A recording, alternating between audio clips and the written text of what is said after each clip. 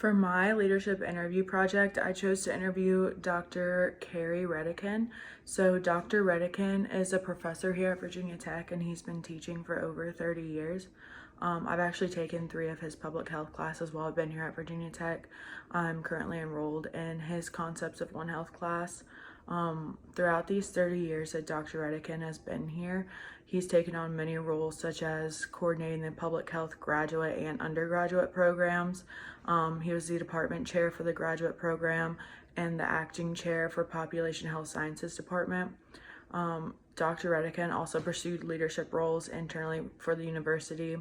In addition to the academic departments, he's been the faculty senate president 3 times. Dr. Redican has taken on an abundance of leadership roles, and I really think that this has shaped him into a very strong and effective leader. And this is why I've chosen to interview him.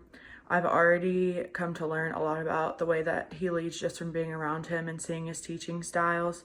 And his classes are very unique because he conducts them as more of a seminar, and he truly values the opinions of his students.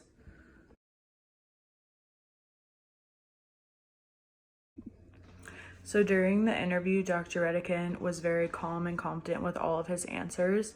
He showed a true passion for the topics that we were discussing, and I never witnessed him boast about any of his accomplishments. Dr. Redican was not embarrassed at all to speak of his mistakes, and he even insisted that these mistakes are what really teach you how to be a better leader in the long run. He provided me with a specific example of a time that he made a mistake as a leader. He had accidentally given too much identifiable information when talking to someone about a student, and this actually ended up getting back to the student.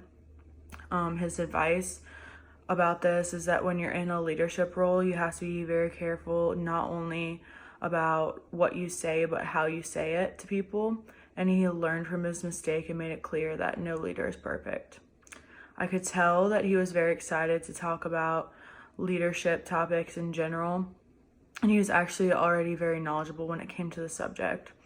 Dr. Redican is naturally very charismatic, and this made me listen very carefully to each answer that he provided and just everything he said in general.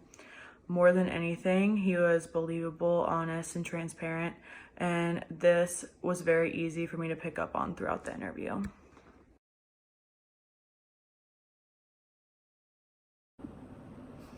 When I asked Dr. Redican what he believed to be the most important trait a leader can have, and just about characteristics in general that make for an effective leader, he answered first with integrity. He followed this by saying he was going to follow a leader that doesn't have integrity. A leader needs to be dependable and follow through with what they say they're going to do. And he also mentioned that determination is important in leadership. He stated that when his students come into a classroom, his end goal is to get them all to a certain level, and this just isn't possible if there isn't determination on both ends. There's definitely going to be struggles, but giving up is just not something that a strong leader would do. Confidence was brought up next, and this was something that he stated was a very obvious characteristic that is important for a leader to have. And even if you don't have this ability initially, when you're put in a leadership position, it will hopefully improve over time. Lastly, he talked about how important it is for a leader to be motivated. He ended his response to this question by saying, how are followers expected to have what they need to get the job done if the leader isn't motivated?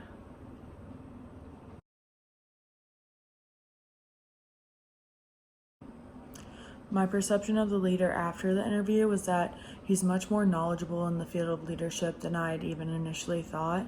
He brought up theory X and theory Y by himself and discussed each in detail. He told me that he believes more in theory Y and would consider himself as more of a democratic leader, and he backed this up by talking about how there are some very smart and bright people in his department, and sometimes it's better to just give them what they need to get the job done and then become slightly more hands-off.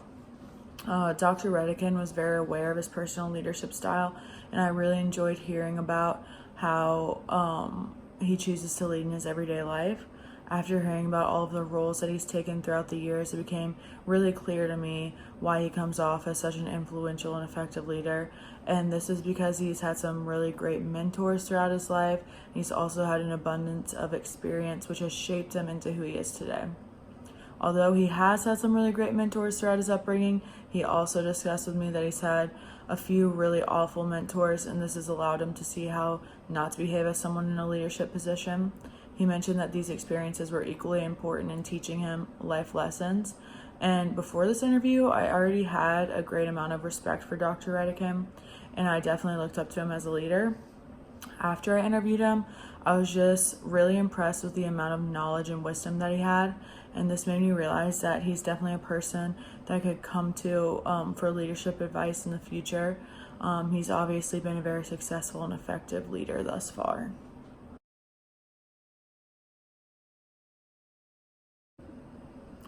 Dr. Redican brought up a memorable quote that really stuck with him throughout the years, and it was, "Good leadership is when you lead people to achieve a goal, and when they achieve that goal, they say, 'Oh, we did that ourselves.'" This really showed me what type of leader Dr. Redican truly is. He doesn't care about titles, but he rather cares about mentoring, seeing people prosper, and making sure that everyone reaches the end goal. Along with this, he talked about how important it is for a leader to be responsive. A responsive leader won't just sit back and see whatever he wants to see. Instead, they'll seek out input from others and truly strive to make sure that everyone is being heard. He talked about how important it is to read the environment that you're put in. If change needs to be made, you won't be in the dark about it this way. At the end of the interview, I asked Dr. Redican if there's anything that he'd like to add to the overall question of what it means to be a leader. He brought up the point that you never know what someone's going through, so it's really important to be sensitive to other people. Although it's sometimes hard to stray from efficiency and a strict schedule, sometimes it's really necessary to ensure that everyone on your team is doing all right. All of these statements really stuck with me since I conducted this interview, and after speaking with Dr. Redican, I definitely have a deeper understanding of leadership on a practical level.